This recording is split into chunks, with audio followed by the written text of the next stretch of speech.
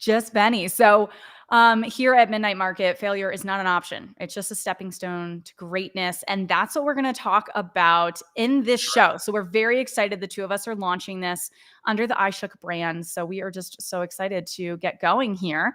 So in this pilot episode, we're going to learn about my co-host here and his entrepreneur background, especially iShook. Obviously, we got to talk about that because that's the company under which we are producing this podcast.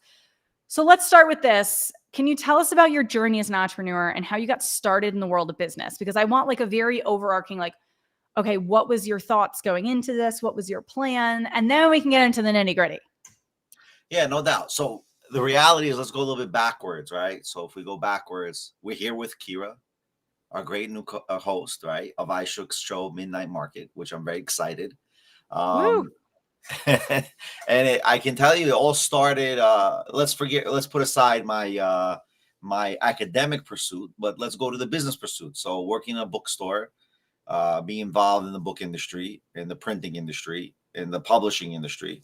We're talking about local scale. We're talking about, local books, local production, local printing, custom printing of books, custom development of books. And that in itself led to what we are now with iShook. Now, were there failures and hurdles throughout? Of course. There were many failures and hurdles throughout. Did we venture into other types of industries? Of course, we did. I went into graphic design, where you actually, as a graphic designer, you do learn from many businesses and how they work, right? Because if you don't learn how they work, how are you going to design their brand?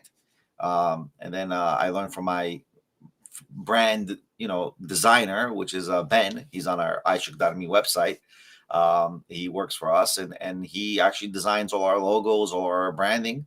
And as we're going by, we're going in dabbling into real estate, dabbling into a little bit other ventures, cryptocurrency, so on and so forth. And we are to where we are today. I mean, this is a very vague expression of how I got to become an entrepreneur, right? It's very vague. I just wanted to give you a whole overall 15 years in 2 sentences, as much as I can. Yeah, you packed a lot in there. And a lot of people in their careers, they're like, all right, I'm going to get some education, get some degrees, then I'm going to go out and find a really great salary job and kind of work up, either stay in that company for a long run, more of like that was the old school way of doing it. And now people kind of jump jobs every couple of years, but they have a salary, right?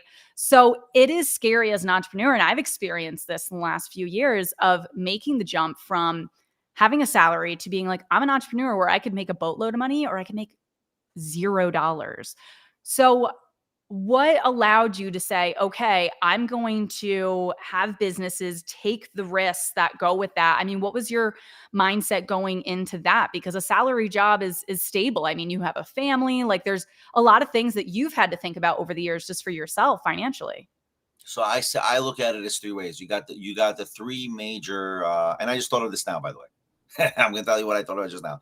You have Off the cuff. the 3 CEOs. You have Jeff Bezos style, you have Elon Musk, and you have Warren Buffett. I believe Warren Buffett was actually working in the what do you call it, industry.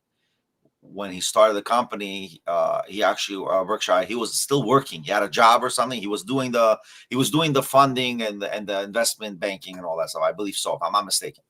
And then you have Elon Musk, who created PayPal, and essentially his creation financed him, and he had other creations before. And then you also have so one is you have a job that pays you, and you're able to do this side investment hustle, right? The other one is actual company that you created and the startup can pay you, right? And the other one is the Jeff Bezos, is where your wife supports you and you make your money, and then you have Amazon. I mean, those are, I think, the 3 major ways of being an entrepreneur today and making money. So you got those 3. All right, pick one. I'm not telling you which one I'm at. So I was going to say, I need to know which one you're at. It's more or when you started. Yeah. Well, it's more family and it's more wife, of course. It's more, it's a mix of many different things. But I didn't go to college. I never went to university. I never went to college. I did different pursuits of academics. But I never went to college. were there fights? Oh, if you don't go to college, you don't, you're not going to succeed. And look now, most people are saying, really, college? Do they really give you a trade? Like you got a lot of paper behind you. I always say this: just because you're a master's in a degree doesn't mean you're a master's in life. That is very true. Yeah. And I think it depends too on what someone wants to do. There are some Yeah, careers and paths where you have to have that degree, but then there's others where you're like, you don't necessarily need to. Like for right. me, I had to get certain genetic degrees, but I never got any degrees in marketing, entrepreneurship, business, finance, anything like that. But I figured that out along the way. So I feel like I'm a good mix of that. But let's go all the way back to like your first business, because a lot of people that are listening to this are going to kind of be in that spot where they're like, all right, I'm, the model that you talked about where working full time, maybe that was Warren Buffett, and then also kind of starting a business. And like, once it kind of starts taking off enough, you can then, leave that full-time job.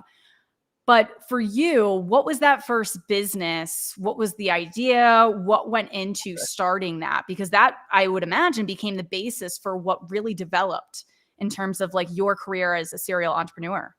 Excuse me. Yeah. So my whole first business was printing, digital Okay, printing. so it was all digital printing. Yeah. And But I what started. year was this? Or is that an unknown? No, that's the year 2009, 10, about.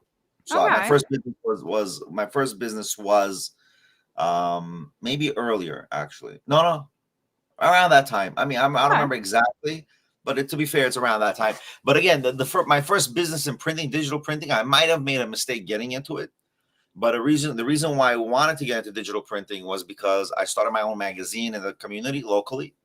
And I said, why pay printers $3 a magazine, hustle harder for the ads when I can buy my own machine, print it at my own time, and distribute at my time, and I can do sales of printing of others, right? Now, when you start your first business, I'll give you, especially in printing, well, digital printing is not as big anymore as it was. That's for sure. That's already a dead business right now. But the digital press printing is still good if you have it, if you're able to make it and succeed with it, go for it. I mean, but you have to have a lot of accounts off the bat. Best Buy business already existing in digital printing. So what ends up happening is with the digital machines, the best advice I can give everyone is don't do favors for anyone when you do digital machine printing. Because that's what I did. I did favors and I did for nonprofits. Not that you shouldn't do for nonprofit, but you should help nonprofits after you actually make profit, not as initial base and you're giving them low cost and you're actually losing money. And don't forget about it. And then the machine didn't either work because these were machines that were huge machines. It was a $50,000 machine. Yeah. So, and it was a saddle stitch printer and it was a face cutter and it didn't go as fast as I wanted it to go. I mean, I was up literally all night, hence midnight market. I was up Yes. to 3, 4, Origin 5 in the story right morning. there. Yeah, to 3, 4, 5 in the morning for these 200 copies, 1,000 copies to be popping out. And that's not really it wasn't thought out 100%. And the business did fail. It failed and it didn't fail. It failed financially, but it didn't fail because through that machine, I was able to do a lot of other stuff with proposals and ideas. Like I didn't have to go to a printer anymore. My printer was right in front of me. Put it that way. And I think you say a good aspect there of like, yeah, it failed in some circumstances, but not all. And I think especially when we're early on in our journey with entrepreneurship, like our first business may likely fail or an aspect of the business or something, but that's where we really learn a lot. Are there things that you took from that experience that you brought into your next business to be like, you just mentioned, like, don't take on charity work before you're making money, because then that's not going to lead to long-term sustainability where you can then do even more charity. Right. So that's for sure. Don't do charity work before because you have to first build yourself before you can give people your money, right? Like you got to build yourself. You got to be financially set before you can actually give. And honestly, I was already doing some sort of giving already besides my printing, which I should have never, added more to my plate.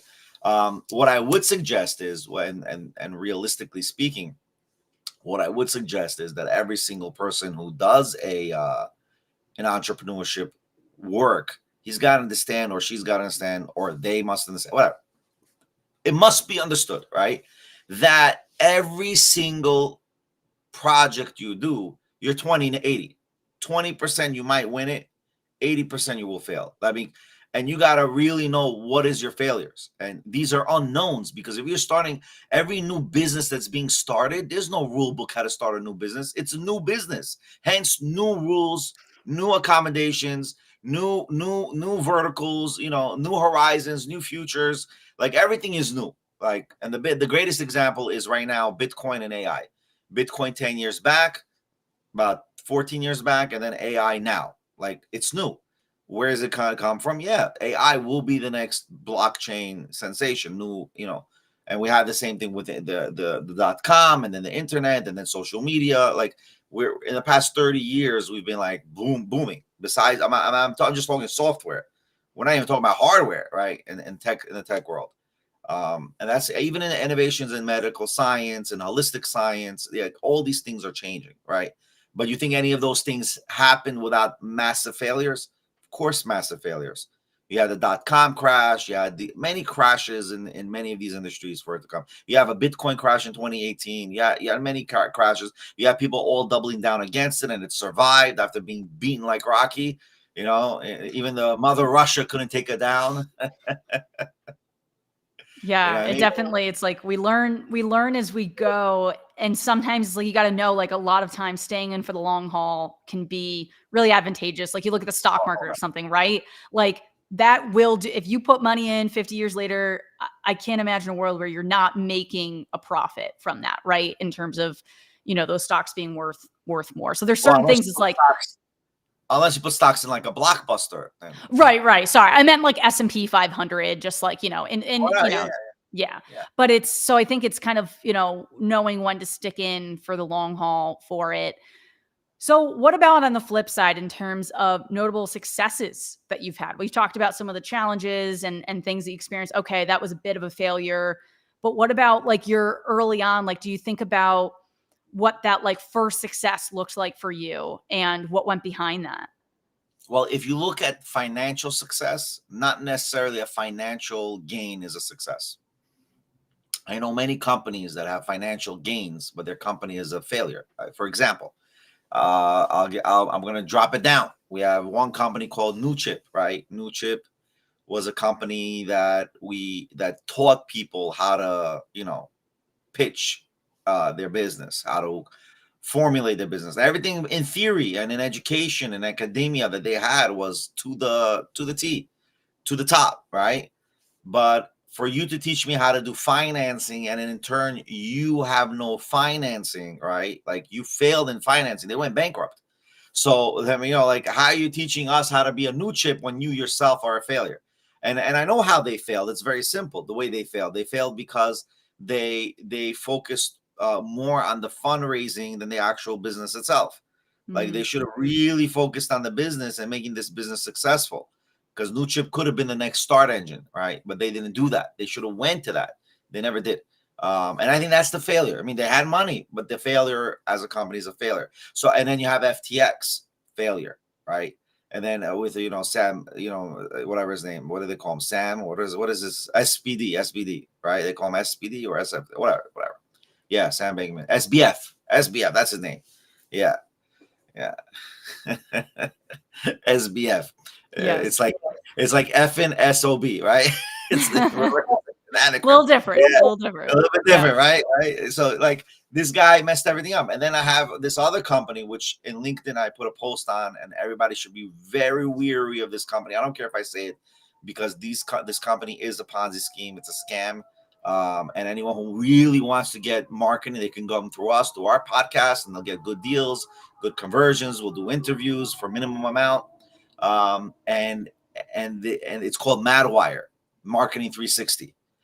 We did initially use them in the beginning of their stages. We're talking about 10 years back in 2014, 15. They were good. They did what we asked them to do. They were very hustling. They were very, but then it became like a Ponzi scheme. It became like one person managing 10 people, and they have this data platform of a website that you have to be stuck with them, and then they have this whole shtick that, like, for us, they never made a website. We didn't need a website. We had websites. I have platforms. I needed just marketing. And they took $8,000. $8,000. You know, And like, what did you get for that $8,000? nothing. Bupkis.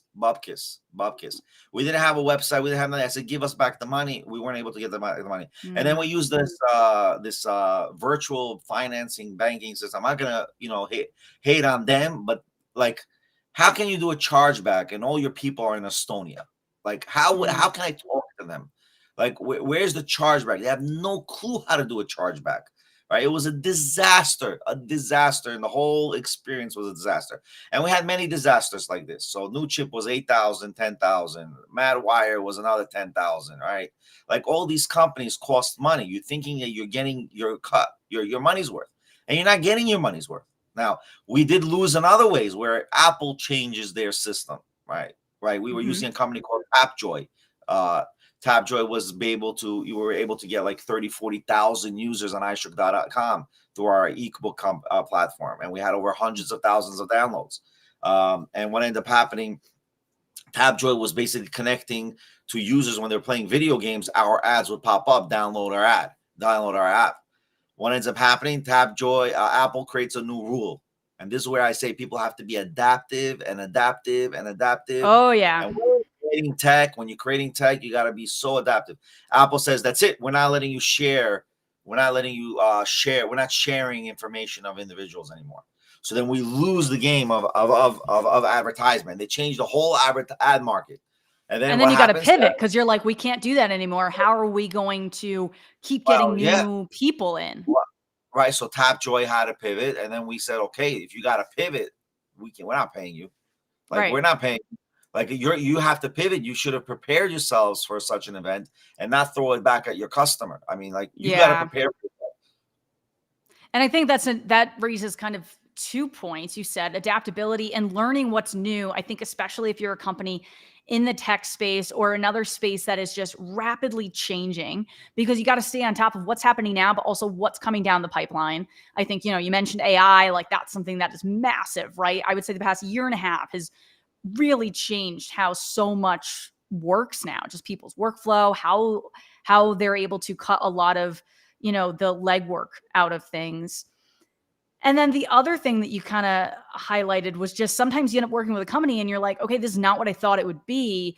Do you have advice in terms of what to look for in companies to see that they're legit, they're going to be delivering what they're saying they're going to? Are there certain red flags or green flags that people should be paying attention to in those first initial meetings when you're feeling each other out and seeing if it's going to be a partnership?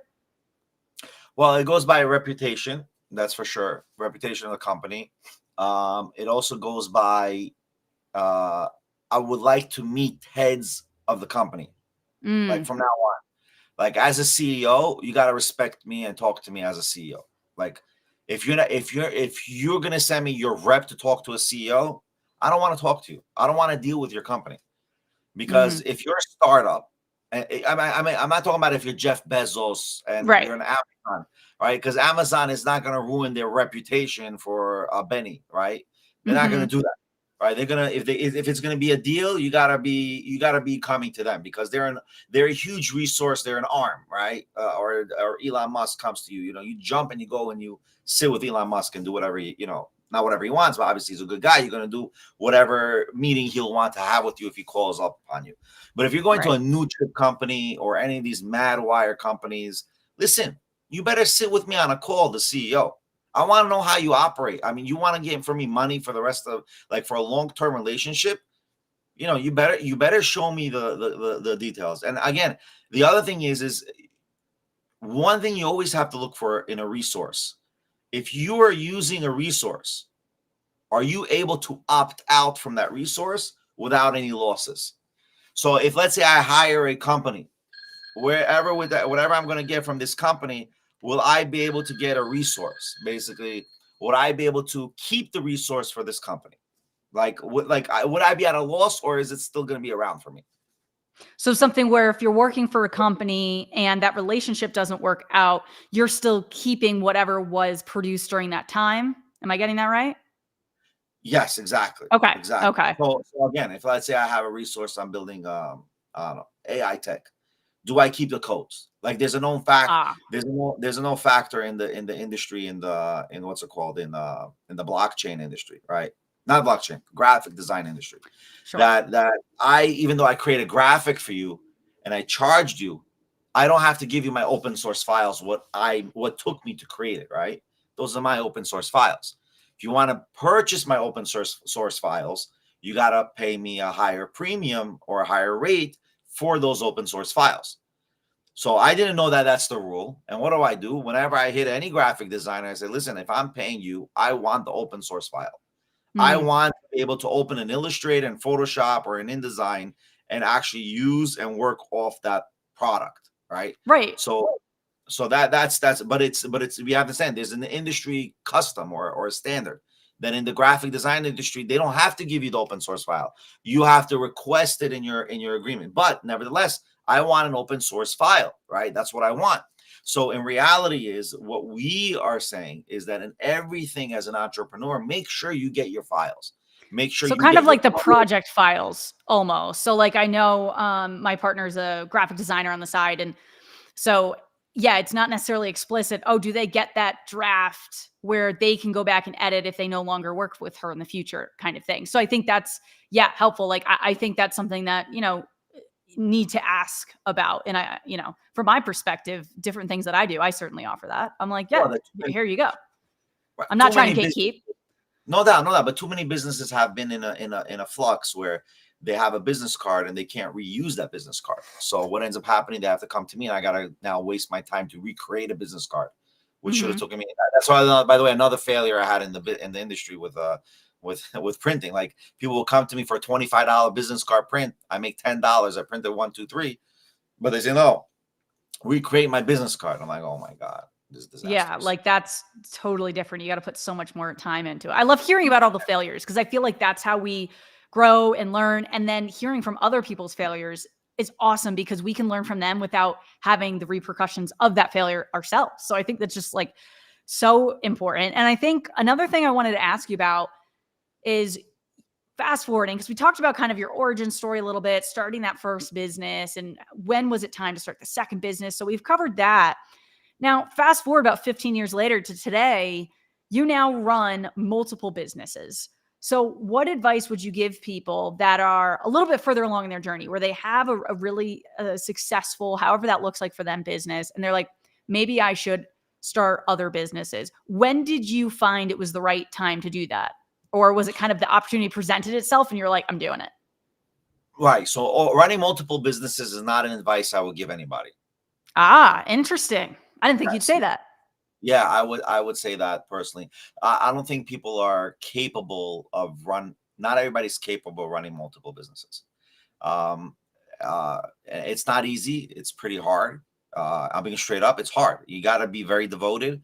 You got to be Yeah. able to. You got to be willing to sacrifice pleasure and desire and having fun, right? Like that's the sacrifice. Like Hmm. you have to be able to be willing to do that. Sleepless nights. I know that Gary Vee says no, you have to sleep good. Everybody's saying sleeping good.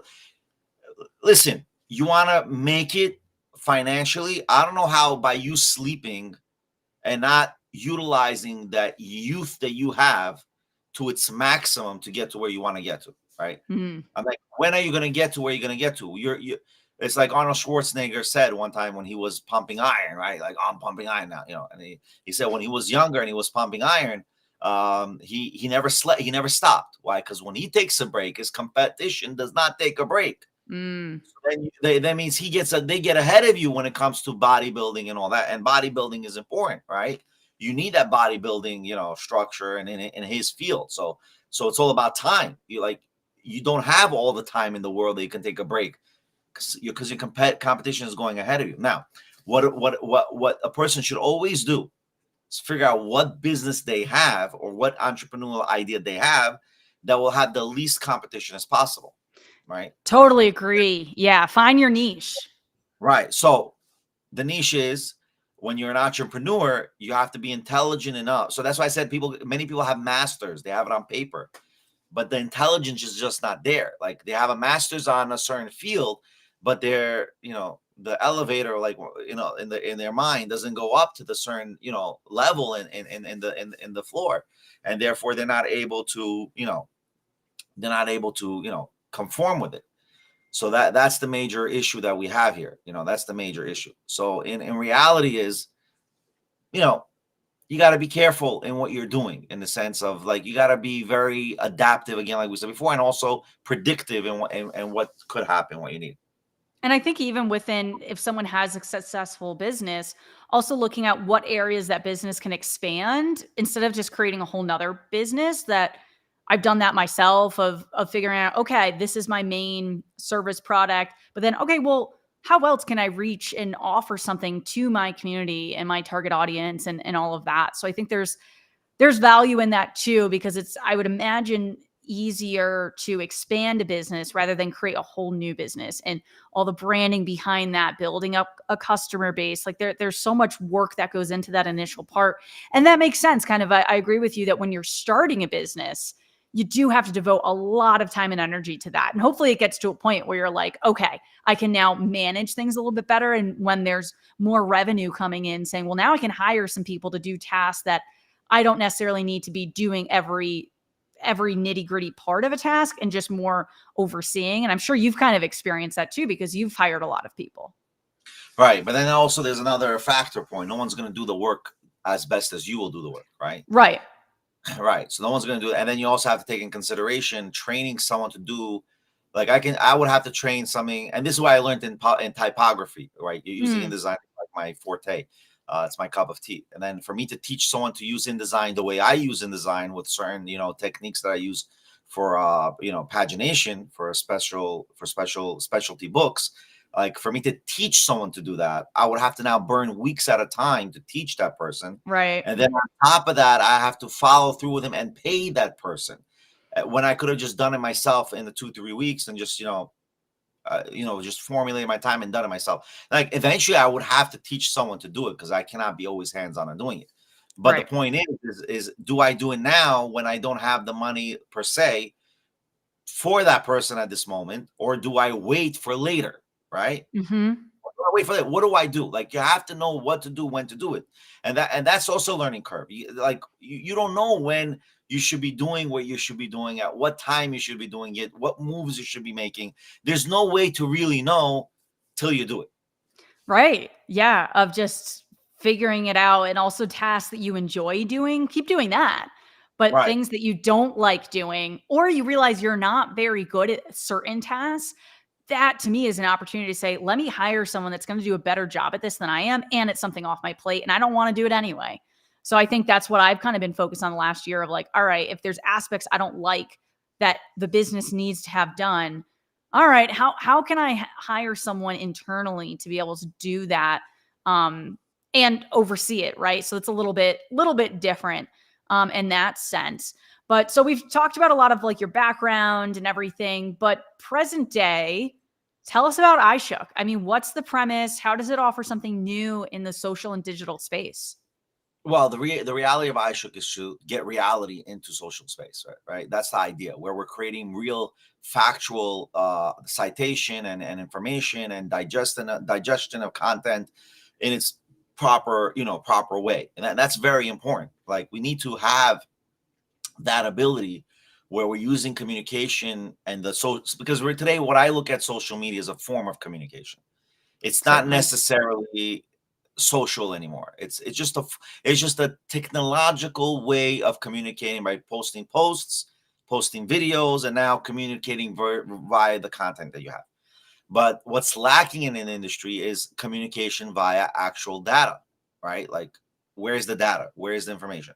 So if you go to iShook.com and you create an account, you can actually share PDFs. You can share, content of academia, and then, let that become the structure of our discussion, as opposed to literally just videos of 30 seconds, and just, and just, posts.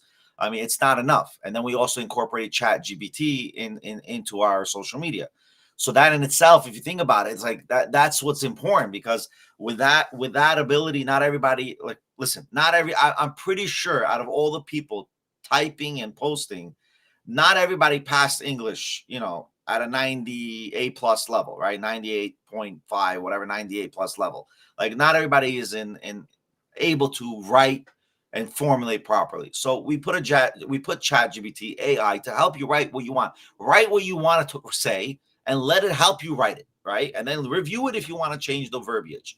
But giving a person a chance to to kind of get help to formulate their writing, because they're not going to be able to ask their friend, "Oh, can you help me write this the right way?" and not to get backlash from it. Use ChatGPT to help you formulate it. Why not? Like Even if you that. are a good writer, it makes it happen so much faster because it's giving you ideas, it's giving you different phrases, and then you can just edit. Editing is so much faster than like starting to write out. that, So that I mean, is I love it for that too. I'd like to right. think That is I'm a decent writer, but well, it but makes it happen so fast. you also have to think in how people are going to receive what you're doing. Like I don't know if you heard the whole debacle with Rabbi Shmuley, right, Botesh, and No. and how he how he misread the room in regards to you know his posting, right? So he messed Ah. he messed himself PR wise, right? And what he should have done is literally don't mix your personal house, right, with anything that you're doing as a speaker or a pundit or a guest in all these shows like Pierce Morgan and other shows. I think that was his biggest failure. He mistranslated and he misread the room and how people would read him, because he wasn't showing himself to be read properly. Like people are not Mm, going to understand you the way you think they're going to understand you. Like you're 57 right. years old. There's for sure a disconnect with social media and millennials, and also how social media and how people. So that's another thing. When you're posting something, how will people perceive it?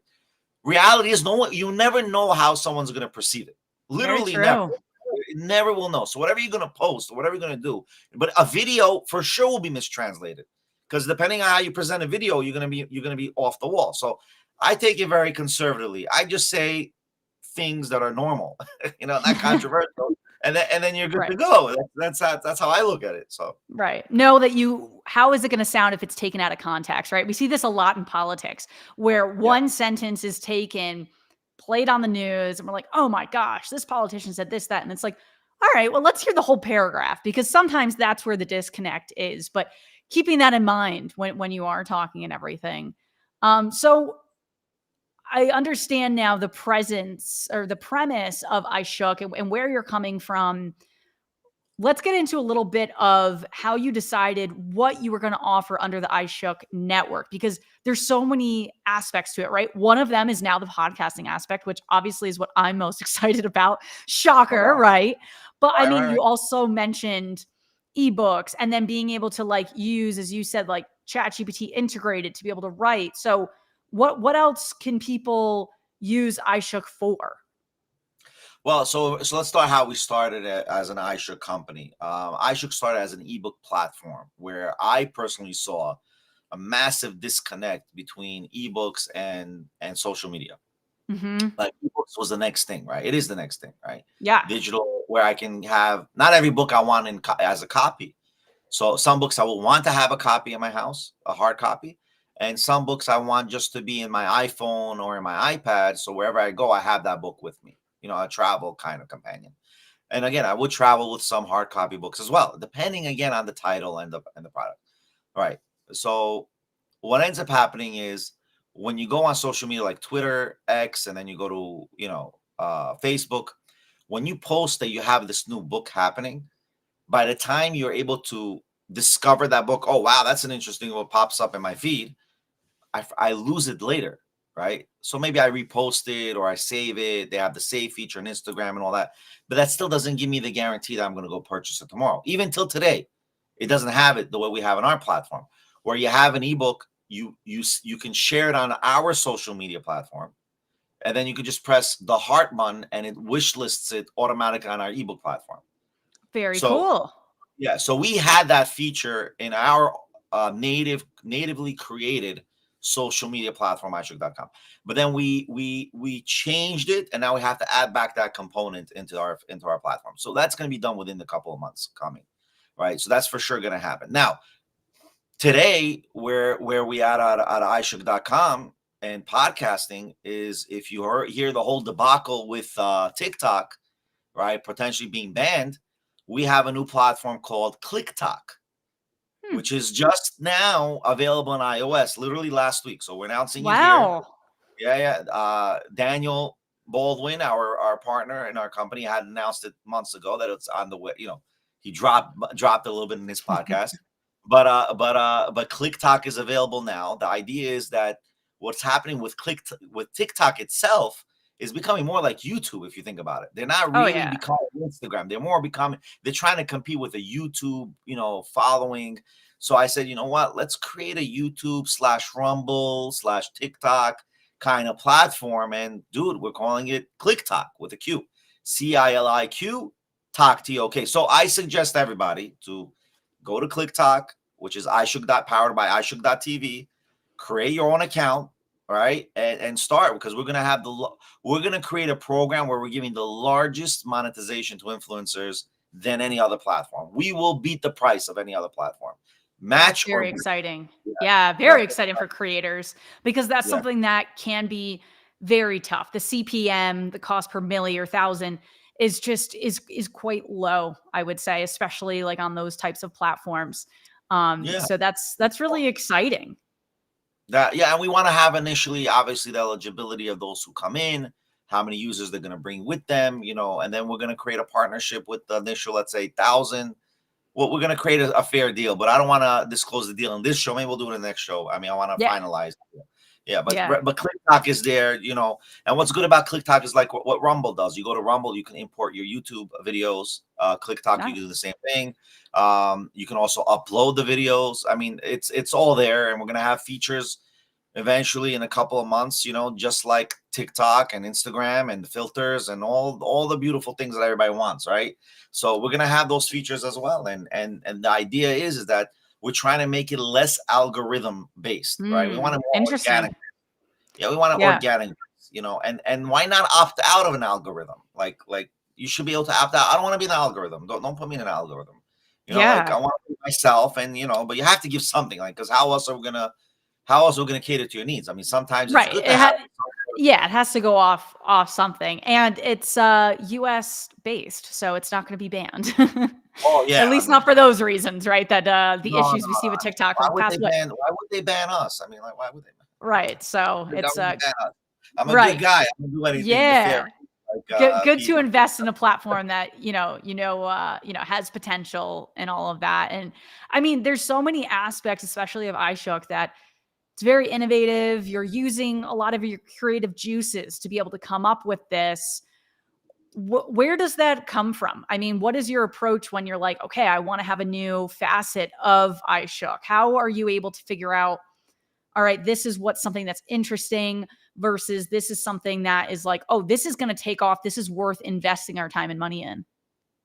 Well, the thing is, in an honest perspective, realistically speaking, everything that a person does, you have to really do it with faith, right? You have to be faithful to what you're doing, and it's also catch 22, right? A lot of the things that we've been doing have actually gotten into they've formulated to where they are. I mean, they've become a success story literally by just doing it, and let time and God like make it happen. Like all of a sudden, oh, we did this. We weren't ready for that years ago, but now we're ready. And we put all this time and effort, and then boom, everything that we've done, we're literally ready to go now at a 100x scale, right? And that in itself is a big, I think, a big thing that we do. So you can never, I guess, prophesize or depict what you will be at where you will be, right? But sometimes, by just doing things, it comes by itself. That's why I say to people, whatever project you're gonna do, become adaptive. Learn to be Mm, adaptive. I know it's very vague to say learn to be adaptive, but you need to know your industry. If you're getting into an industry, you need to know how to be adaptive in the industry, right? Like what I love about the farming industry. Many people in the farming industry, what are they doing? They're taking farming in a new level, right? Hmm. When it comes to hydroponics, when it comes to automated machinery, like these are innovations. This is becoming adaptive to time, right? Right. As opposed to not being adaptive to time and just letting it, letting things just pass by you, and you're still sticking to the old. But again, a lot of people can't adapt because of financial, right? So a lot of these farmers will not be able to adapt financially. And the biggest question is why Bill Gates and Jeff Bezos in China are buying up all the land. If you watch Dr. Phil's show, Dr. Phil is really pushing out there where China has bought so much land near military bases, and Hmm. that's in itself a thing that needs to be discussed. That's something very scary. So that's a side point. Wow. I don't know too much of that. We'll have to talk Yeah, that should be a sidebar topic. on that at some point. Yeah, that Yeah. should be a topic because that has a lot to do with financing. Why are these Interesting. big oligarchs and and China? What the hell? Why in the world are they buying so much farmland of the U.S.? Doesn't make And sense. and you bring up a good point with just know your industry and everything happening there. That seems like common sense, right? But then I think your point of know things that are adjacent to your industry that could impact your industry, because that's going to be a big part. So I think kind of knowing, all right, that also kind of helps you be adaptable in terms of what is happening maybe in the future, looking at how other facets and other areas are impacting a certain industry like Right. So that, I would right? so what I mean by know your industry doesn't mean that you don't learn to know other things, right? Hmm. Because you don't know what a real estate market in China crash can do with your crypto crash in America, or vice versa. I'm giving like far left field. Things are not related at Right. all. But for some reason, they could be related because those people who are in the finance industry over there, in the real estate industry, are heavy crypto traders or heavy crypto investors. And if their cash flow of income of real estate falls apart, then the cash flow of cryptocurrency could fall. Who knows? I mean, we don't know what is really connected because really no one really has that data, like how these things are linked to each other, right? And I Yeah. say to everybody, you have to learn about everything. Know your Yeah. space, but learn about everything. It's very Just be important. exposed to as much as you can. Just absorb As it. much as information as possible, but you know your space. The key word is know. Knowing your space, like biblical knowing. Know your space, right? Then just learn about everything else. Yeah. Learning is just Yeah. is not knowing. It's just learning. That means you're constantly learning, constantly Right. digesting It's information. there's not an end point. Like as humans, we're always Exactly. learning and putting ourselves into positions and places where that is going to happen. And a lot of that for me is kind of learning through other people and networking and building relationships. To me, this has been the most important aspect of my business is being able to network and not just meet a bunch of people, but really be developing long-term relationships. For me, especially with sponsors of my show, how has this played a role in terms of building up your businesses? I mean, how do you leverage this for your career and how one relationship will bleed into the next? And can you speak a little bit to that? Well, relationships with people are very difficult because you're dealing with money and then you're dealing with personalities, right? Uh, there's no such thing, and I tell this to everybody that you're going to be 100% with everybody. There's no such thing, and most people are not going to understand where you're coming from. They're going to understand the bottom line is the dollar that they want, right? That's what everybody wants. They want their dollar, right? But when you're working with me, I don't. The dollar is crucial because you got to get paid, obviously, right? But I want you to deliver something for the dollar. What have you delivered for my dollar? Like you're getting a dollar, that's the bartering system. Here's the money. What am I gaining for the dollar I gave you? Like because I don't have to give this to you. I can find someone else to give it to. So that in itself is an important factor when you're doing and you're having relationships with peoples, right? And peoples don't get that. Like you're taking the money from people now, it's going to be limited if you're kind of sucking from the people the money and just not delivering deliverables and the money that you've taken, right? So relationships are very important, and the reality is if you want to have a true relationship, you have to be very open on the fact that if you're going to have a true relationship, you got to be open to the fact that relationships are not necessarily always about money now. They could be about money for tomorrow. Like the I money that you love can make that. tomorrow could be much more than the money now. So why are you going to burn the bridges on the money now? You know what I mean? Like, and that's the thing that I personally have an issue with a few peoples on that issue, like a few types of peoples, not in general, but Mhm. in We hired in iShook over 300 people in the past 10 years, since 2013. So in the past 11 years, we've hired over 200, at least, developers, actors, actresses. We've done it all. I mean, we've done it all. And we have relationships with people. I have a relationship with a person for 3-4 years, non-financial. And we have a project that we're working on, which we're going to announce hopefully very soon. And that project is a huge project for us, you know, and we're working together. We've done podcasts together. I mean, he's part of our company. His name is Jared. Like, I have a relationship for 3 years. I've known him since COVID, only virtually, never met him. And I have a very good relationship with him. And he's very cool, and I'm cool with him, and we're very cordial with each other. And, you know, of course, relationships are important, because with these type of relationships, that's how you make the future happen. Like, there's no way you're gonna do it by yourself. No way. No, It's impossible. no. It's so important. I mean, as someone that has hired over 200 people, what do you look for in that initial conversation, interview, to be like, all right, I feel like this person is a match for me working with them. I see that they're going to be a trusted individual.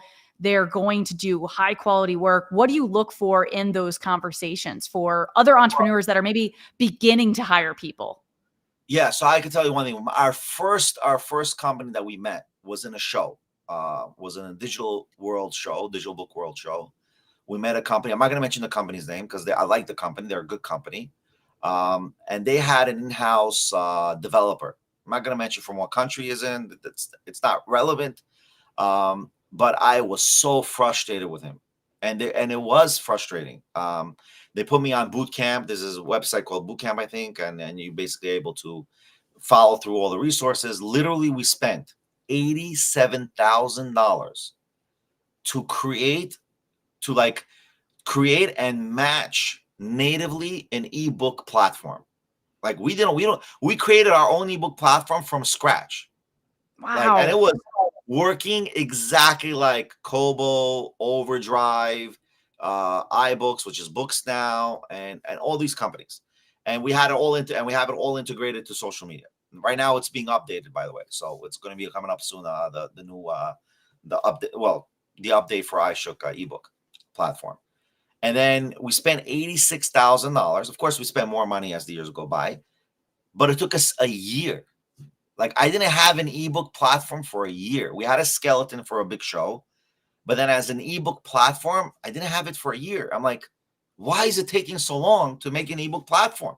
It's ridiculous. And I'm on the conversation. I'm like, why? And it's like I'm like, can we figure out how to make this ebook work? I mean, like, the book has to flip, the book has to open, Right. Like what's going on here? Like, and it took a long time with this specific individual. And I think it was this specific individual who was not able to communicate with me properly. And then, and I had many conversations about this, many complaints about this. And then eventually this person left that company. He went to India. He started a IT company. He called me up, and well, I just gave him away. He's from India. So he called me up, and he couldn't work with me because there was a language barrier. Personality wise, there was a language barrier, and not a language barrier, just he couldn't. You didn't communicate in the same way? No, I think it's more than that. Okay. I think when you're dealing with people in the industry or in any industry, if you are oversensitive or hypersensitive, you can't work with business people. Don't expect a person in the business industry to be sensitive to you. I mean, it's not about being sensitive. We're not here in a football game or in a corporate retreat. This is not what it is here. It's pro forma. I need a job done to make my money, to feed my family and my families of all those who are around me, right?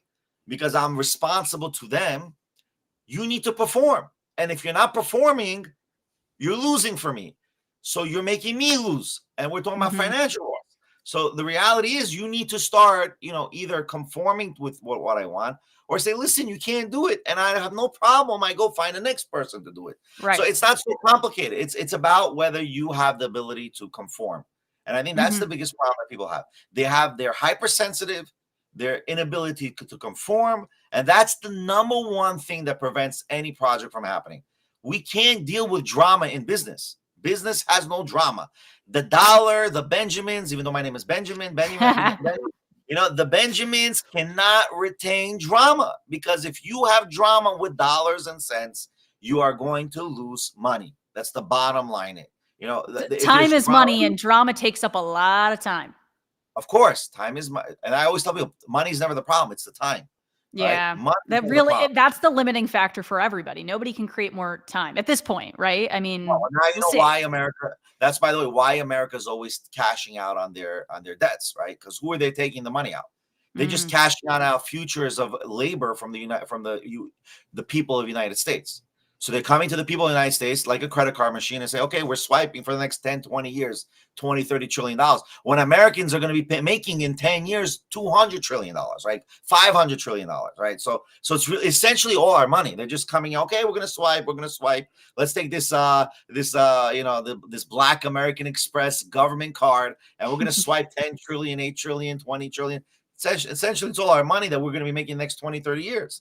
So that's really what it is. I mean, how else are they doing it? They're doing the futures of the labor force of the U.S. They're cashing out on it. So that's the reality. That's the reality of what's happening. So the same thing here. I mean, time is money. You cannot be wasting my time with your drama. So being hypersensitive, and that's why I tell everybody, if you're going to be hypersensitive, right, you're going to lose. Now, what is it our job as executives?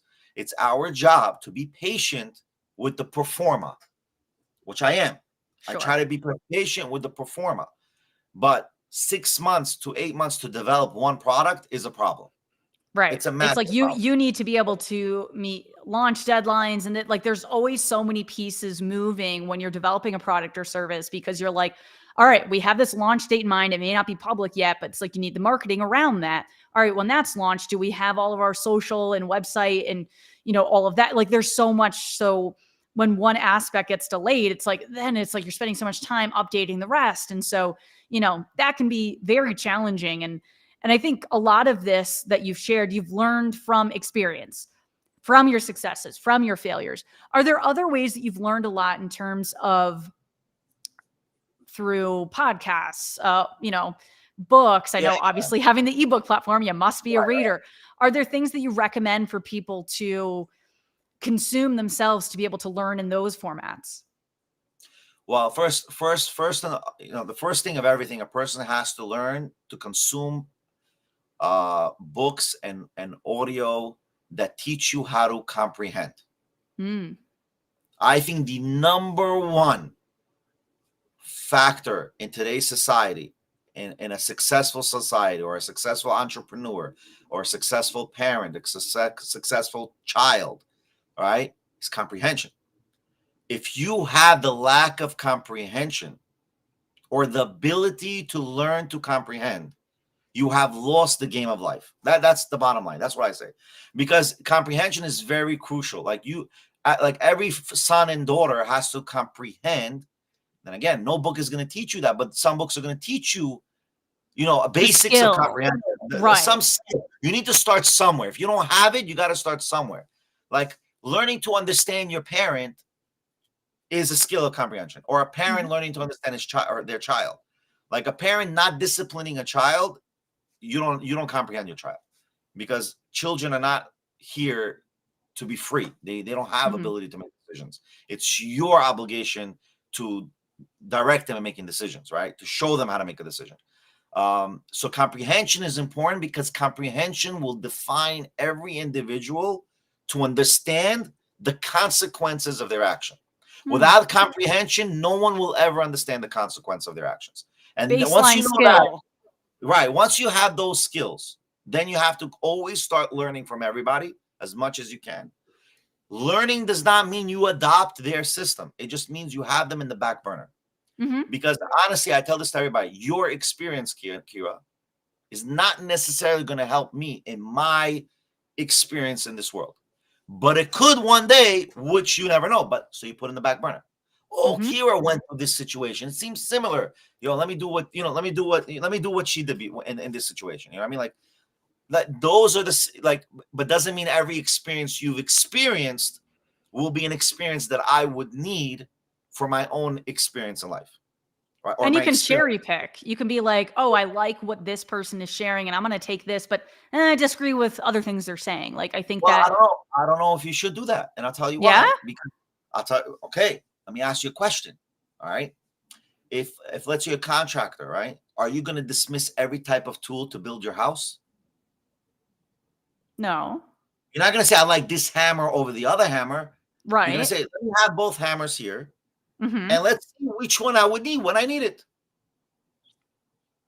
Just have it in Right? the, as you said, kind of the back burner Yeah. of, all right, I'm exposed to this, Right. but The yeah. only time what you're saying works is when it comes to ideology. Ideology is a way of life. It's a direction in life. In ideology, I don't have to adopt your ideology over my ideology. I can Hmm. listen to your ideology and then cherry pick whatever suits my way of life. That's fine. But we're not talking about that. We're talking about realistic life experiences. Like you went to the airport, you got detained, and you said A, B, C to get out of being detained. As opposed to me, I'm going to be detained. I'm going to start cursing the guys. No, no, no, no, no. You got to do Kira style, where you Right. calm, relax, express yourself properly. Make sure you're giving the right, information. Make sure you're being respectful. These are two different animals of discussion, two different genres, two different categories of discussion. We're talking Mhm. about skill sets. We're talking about experience and skill sets. We're not talking about ideology or religion right now. We're talking about on those factors. Ideology, religion is how you grew up, how you were born. What works for you, go for it. You know what I mean? As long as it's not, Satanists, right? Like that's Right. crazy. Yes. Satanists and all the nonsense that people are doing. I don't know what they're doing. I think people have lost their mind when they're doing that stuff. But I mean, like if it's religion, whether it's an ideology, whether it's a mindset, whether it's a lifestyle, do you like that's you, do you? No Right. one's stopping it, right? And if you have a special design of a cover of a couch or then yeah, I'll adopt that design. Okay, well, where did you buy this? Like things like that. Right. That's not what we're talking about, obviously. But for sure, you should always learn. Learning, you lose nothing. Learn, learn, learn. Digest information as much as possible and holistically, not snippets. Your TikTok is not your form of research. That's the It's reality. a little tool in your tool belt, but it shouldn't be the main one. Yeah. It's just a social media tool. It's not a research tool. That's what we want with iShook to be a research tool and a social media tool, and we want to have that combined together. And that's where iShook really, really is coming about. Like that's Yeah. iShook.com purpose. We're doing all these podcasts in order to deliver the message on a one-stop shop, where we can, give better CRMs, basically conversion rates per minute and conversion rates in general for advertisers, where they actually see a podcast, they come on a podcast, besides the fact that we give them, social media, advertisements throughout all our platforms. Yeah. And I think that also it's so different to have long form media because you can explore so much more, right? We've been chatting for an hour and we've covered so many different facets of entrepreneurship. So, I mean, as we wrap up, like what are you excited to dive into with Midnight Market? This is our pilot episode. So, I hope that we have Oh yeah, many, I many mean, more ahead of us. So, oh tease yeah, people. yeah, we definitely want to get other entrepreneurs on board, start, Yes. drilling them, trying to challenge them and nuevo kind of styles of business, because obviously the businesses are changing. There is a huge economic shift, and there's a push for this shift now with AI and the discovery of AI. I mean, it was bound to happen. AI. Oh yeah. Yeah, I had a teacher in high school where he said if you look at Star Trek, so funny. He's like, if you look at Star Trek's technology, literally it's being manifested to reality. That's so funny.